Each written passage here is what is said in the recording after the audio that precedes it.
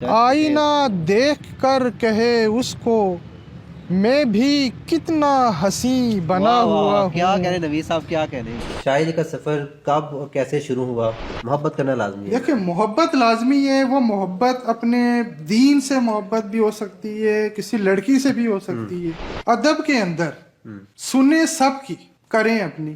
جیسے ہر محلے کے اندر مسجدیں بہت ساری ہیں، نمازی تو ہے ہی نہیں. آنکھوں اور زلفوں والی عمر سے تو ہم گزر گئے ہیں.